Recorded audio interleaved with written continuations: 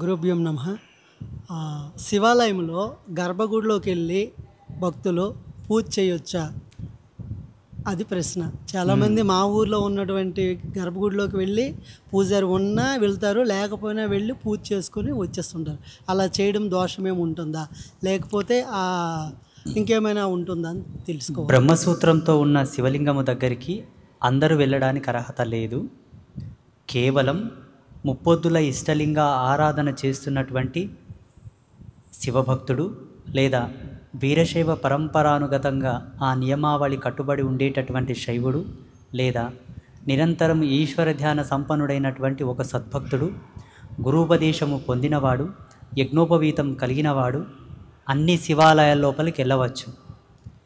బ్రహ్మసూత్రం ఉన్న శివాలయం లోపలికి కేవలం వైదిక తంతును ధార్మికమైన జీవనంతో జీవించే వాళ్ళు మాత్రమే వెళ్ళాలి. మిగతా శివాలయాల లోపలికి అందరూ వెళ్ళొచ్చు, భక్తి ఉండగలగాలంతే.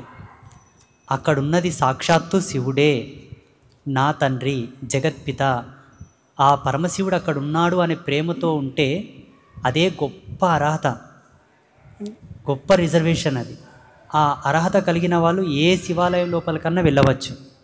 మీకు ఆ సందేహం నివృత్తి కావాలంటే నేను ఒక విషయం చెప్తాను.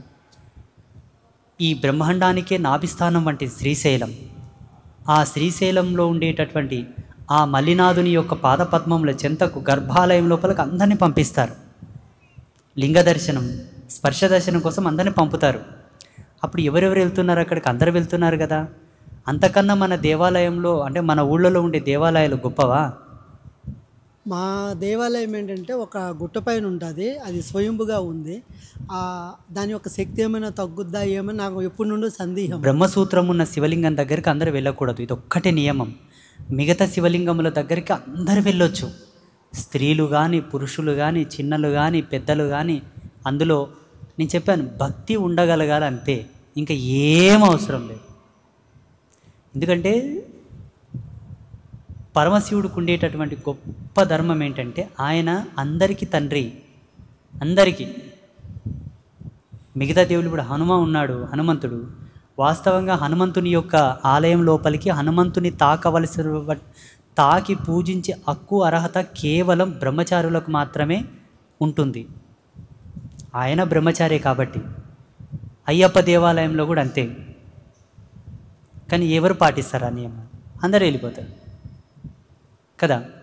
శివాలయంలో అటువంటి నియమాలు ఏం లేవు, అందరూ వెళ్ళొచ్చు, అందరూ చక్కగా శివలింగాన్ని తాకొచ్చు, పూజించవచ్చు. Thank you Guruji, thank you.